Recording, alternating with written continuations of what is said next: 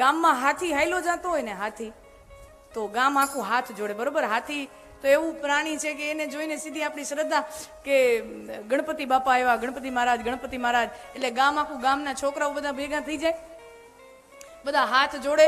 જે 5 રૂપિયા 10 રૂપિયા આપણે મહાવતને આપણે પુગાડી, બધા હાથ જોડીને હાથીની આગળ ઊભા હોય.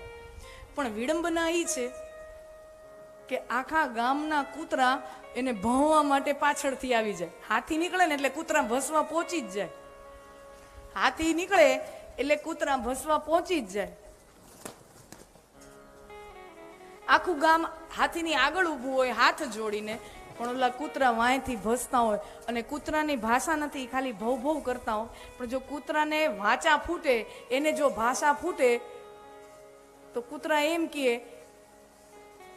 કે આ હાથી નીકળો એમાં અમને કઈ વાંધો નથી, અમને ઈ વાંધો છે કે આખું ગામ અને હાથ જોડીને કાં ઊભું છે,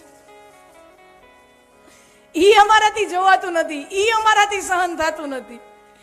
આખું ગામ અને હાથ જોડીને હું કામ ઊભું છે, ઈ અમારાથી જોવાતું નથી, ઈ અમારાથી સહન થતું નથી. એટલે આગળ જઈને ભસવાની તો હિંમત ન હોય, વાય વાય ભસ્યા રાખે. આવું છે, સહન ન થાય. કોઈની પ્રગતિ, કોઈનો વિકાસ સહન ન થાય. કોઈની પૂર્ણિમા જોઈ, કોઈનો વિકાસ જોઈ, કોઈની પ્રગતિ જોઈ અને જેનું હૈયું સાગરની જેમ ગુગવાટા મારે, આમ પૂર્ણિમા હોય, ચંદ્ર પૂર્ણ રીતે ખીલ્યો હોય પૂર્ણિમાની રાત્રે, ત્યારે સાગર ગુગવાટા મારતો હોય, સાગર હિલોળે ચડે. શું કામ? કારણ કે ઉપર પૂર્ણિમા છે, ચંદ્ર પૂર્ણ કળાએ ખીલ્યો છે, અને ઈ જોઈને સાગર આમ હિલોળે ચડે. સાગર ઉભરાતો હોય. કોઈની પૂર્ણિમા જોઈને, કોઈનો વિકાસ જોઈને આનંદ કરીને સાગર કહેવાય ને. એટલા માટે જ ઈશ્વરને એક સામાનાર્થી તરીકે સાગર, ઈશ્વર શું છે તો ઈશ્વરનું એક નામ સાગર આપ્યું છે. દયાના સાગર, કરુણાના સાગર, ઈશ્વરને સાગરનું પ્રતીક આપ્યું છે.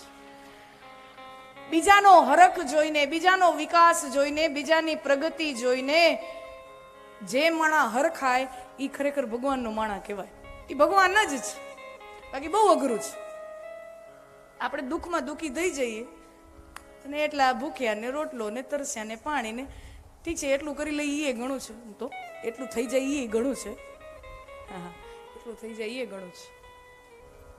તો નંદ બાબા ને વાસુદેવજીની વચ્ચે સંવાદ થાય છે અને એમાં વાત વાતમાં વસુદેવજી કહે છે કે નંદ બાબા, અહીંયા સમય વ્યર્થ ન કરો, સમય ન બગાડો, ઝડપ ભેર ગોકુળમાં જાઓ.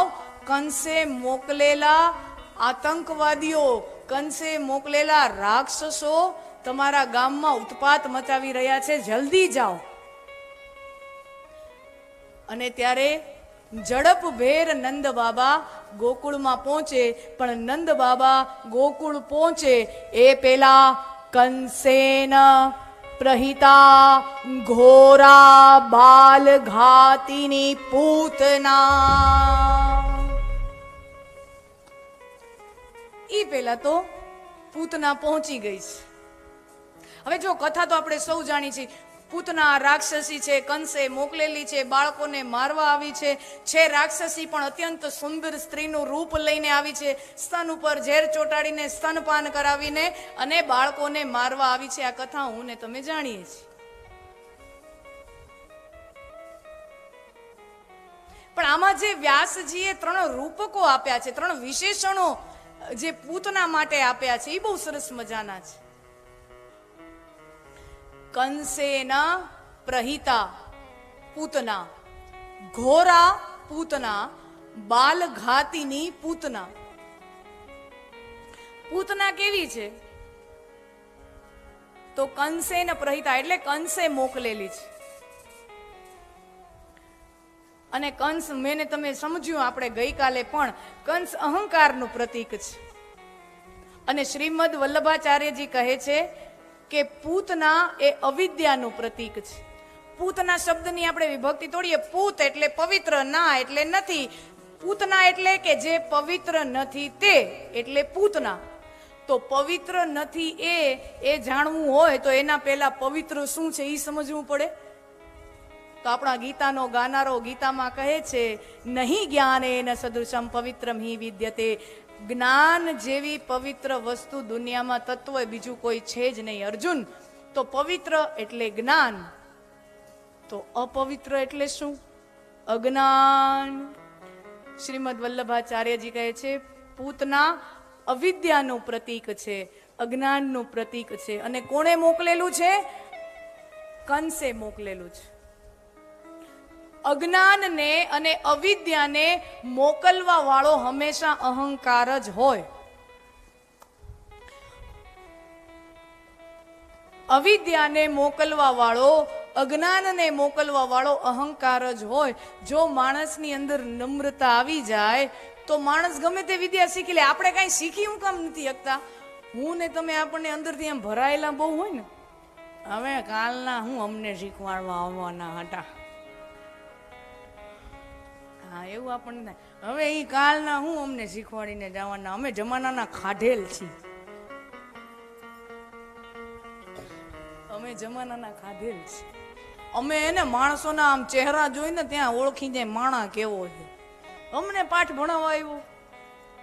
અહંકાર, અહંકાર આપણને નવું કઈ શીખવા દેતો જ નથી. અને ખરેખર માણસમાં અહંકાર જો નીકળી જાય તો એ ધારે શીખી શકે.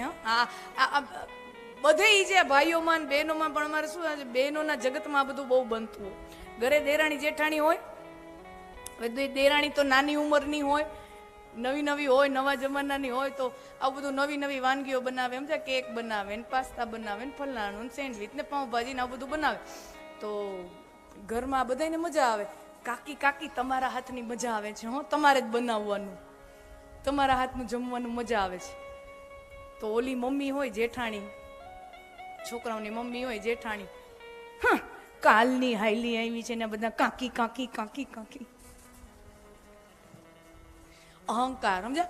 એની જગ્યાએ અહંકાર છોડીને એમ કહી દે કે બેટા તું નવી નવી આવી જો, મને શીખવાડી દે ને, તું ન હોય તો તેથી છોકરાઓને હું યાચવી લઉં. અહંકાર માણસને શીખવા નથી દેતો, નમતો નથી એટલે શીખતો નથી. આ બહુ બહુ બહુ અદ્ભુત રૂપક વ્યાસજીએ બાંધ્યું છે. કંસેન પ્રહિતા પૂતના, અવિદ્યાને મોકલવા વાળો કંસ છે, અહંકાર છે. માણસના મનમાંથી અહંકાર નાબૂદ થાય તો વિદ્યા ગ્રહણ કરવાની શક્તિ એનામાં આવી જ જાય. કંસેન પ્રહિતા પૂતના ઘોરા પૂતના.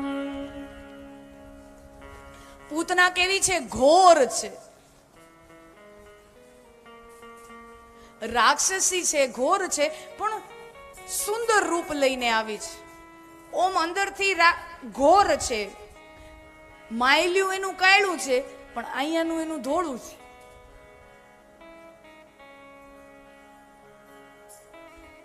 ભગવાન તનથી કાળા છે, મનથી ઉજળા છે. પંડે કાળો ને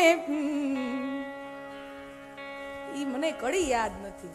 આમાં હું ઘણી વખત એવું થાય ઉભરો આવે પણ ઈ યાદ ન આવે.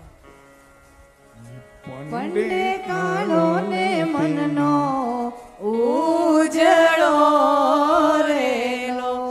કનૈયો પંડે કાળો છે પણ મનનો ઉજળો છે. પૂતના ઊંધું છે, તનની ઉજળી છે, ઘોર છે, અંદરથી ઘોર છે, અંદરથી રાક્ષસી છે, પણ બહારથી આકર્ષક સ્ત્રીનું રૂપ લઈને આવી છે. અને પાપ અવિદ્યા જ્યારે પણ આવે છે ત્યારે આકર્ષક રૂપ લઈને જ આવે છે, નહીતર હું ને તમે એના સકંજામાં આવીએ જ નહીં.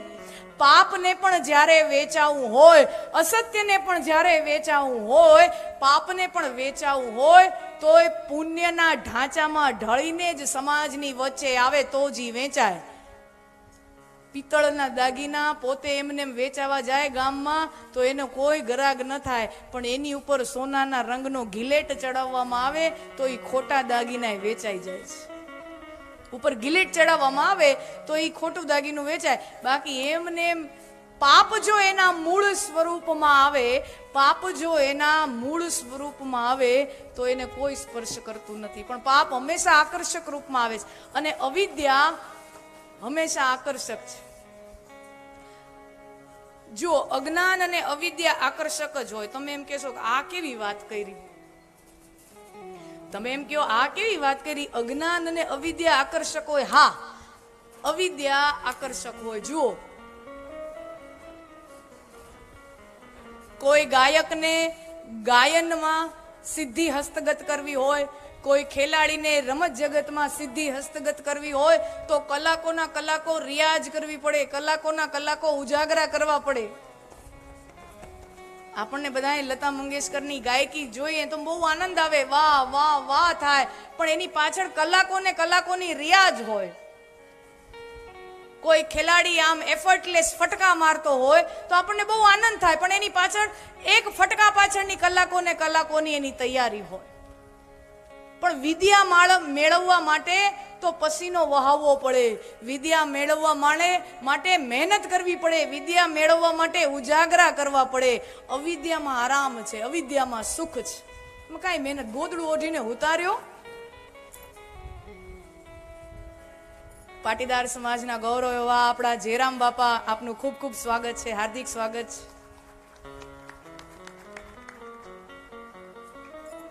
તો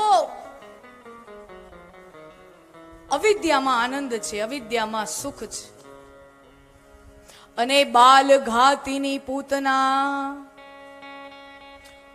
અવિદ્યા કોને ભરડામાં લે છે? અવિદ્યા સકંજામાં કોને લે છે? જે બાલ ઘાતીની એટલે જે બાલિશ મનોવૃત્તિના છે, જે ચાઇલ્ડિશ છે, જે ગમે એની વાતમાં ભોળવાઈ જાય છે, એવા બાલિશ મનોવૃત્તિના લોકોને અવિદ્યા તરત જ પોતાના સકંજામાં લઈ લે છે. અવિદ્યા તરત પોતાના સકંજામાં લઈ લે છે.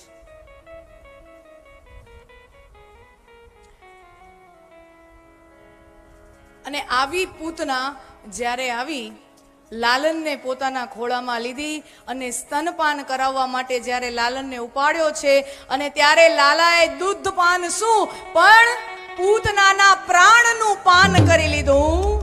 અને પૂતના ચીસો પાડે, મુંચ મુંચ, મને છોડો, મને છોડો, છોડો, મુંચ મુંચ. 2 વખત બોલી છે, મુંચ મુંચ, છોડ છોડ. જીવનમાં જેટલી પણ સમસ્યાઓ છે, જીવનમાં જેટલી પણ તકલીફો છે, એ જોડકાની તકલીફો છે, દ્વંદ્વની તકલીફો છે. જીવનમાં જેટલી સમસ્યાઓ છે એ જોડકાની તકલીફો છે, દ્વંદ્વની સમસ્યાઓ છે. જય પરાજય, લાભ હાનિ, યશ અપયશ, અને સૌથી મોટું જોડકું, સૌથી મોટો દ્વંદ, જન્મ અને મૃત્યુ. હે ઈશ્વર, મુંચ મુંચ, આ જન્મ અને મૃત્યુના દ્વંદ્વમાંથી છોડાવ, જન્મ અને મૃત્યુના દ્વંદ્વમાંથી મુક્ત કર.